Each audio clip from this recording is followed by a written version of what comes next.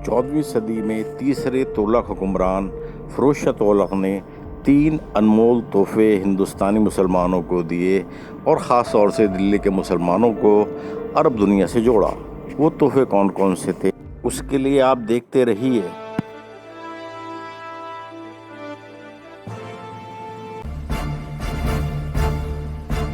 पहला तोहफा ग़िलाफ़े काबा, यानी वो कपड़ा जो खाने काबे के चारों तरफ लपेटा जाता है और मुसलमानों के लिए बहुत मुतबर्रिक होता है। ये कपड़ा हर साल बदला जाता है और हर साल बड़े बड़े डिग्निटरीज़ को और मुल्कों को दिया जाता है। फिरोज शाह तुगलक ने इस कपड़े को हिजाज से दिल्ली लाने का इंतज़ाम किया होगा। उसने अपनी किताब फतूहात फिरोज शाही में लिखा है कि मैंने दारुल अमान के मज़ारों की मरम्मत कराई, संदल के दरवाजे चढ़ाए और ग़िलाफ़े काबा का साहिबान किया, यानी उन जगहों पे जहाँ पे पुराने सुल्तान जमा थे महरौली में, जिसे दारुल अमान कहते थे, उसको तुगलक ने मरम्मत करा के एक बड़ी ज़ियारतगाह बनाया। दिल्ली में महरौली इलाके में एक कैंपस दारुल अमान कहलाया जाता है, जहाँ मुख्तलिफ सुल्तान दफन हैं।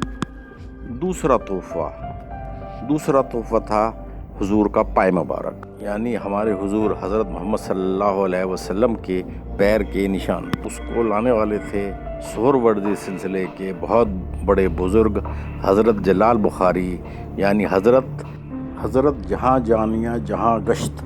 ये सुल्तान फिरोज शाह तुगलक के मुर्शिद भी थे। उन्होंने ज़िंदगी के 40 साल सफ़र में गुजारे, इसलिए उन्हें जहाँ गश्त कहा जाता था, और वो अपने सर पे इस कदम को रख के दिल्ली तक लाए। जब वो दिल्ली पहुँचे तो सुल्तान ने दिल्ली से बाहर 15 मील दूर अपने नोबल्स के साथ जाके उनका वेलकम किया और कदम शरीफ को इज़्ज़त के साथ लाके अपने ख़जाने में रखा। मैं हर दौर में एक आम मुसलमान से अपने पैगंबर हज़रत मोहम्मद सल्लल्लाहु अलैहि वसल्लम से मोहब्बत की बात बताना चाहता हूँ कि आपके कदम के निशान को एक मरा हुआ आदमी अपने कब्र के ऊपर लगाकर कितने आप को कितना खुश नसीब समझता था। यही उस दौर में तुगलक सुल्तान ने सोचा। कहा जाता है एक बार सुल्तान फिरोज शाह तुगलक ने खुश होकर अपने बेटे फ़तेह खां से कहा, बेटे तुम्हें ख़जाने से क्या चाहिए। बेटे ने वही कदम मुबारक मांगा तो सुल्तान खामोश हो गया, क्योंकि वो तो खुद सोच रहा था। सुल्तान तो ये सोचे बैठा था कि मैं इस निशान मुबारक को मरने के बाद अपनी कब्र के सरहाने लगवाऊंगा। लेकिन हुआ यूँ, फिर दोनों में बहस हुई और फिर ये तय हुआ जिसका पहले इंतकाल होगा उसकी कब्र के सरहाने इस पाय मुबारक के निशान को लगाया जाएगा। और हम देखते हैं फ़तेह मोहम्मद ख़ान का पहले इंतकाल हो गया और उनके सर पे पाय मुबारक लगाया गया।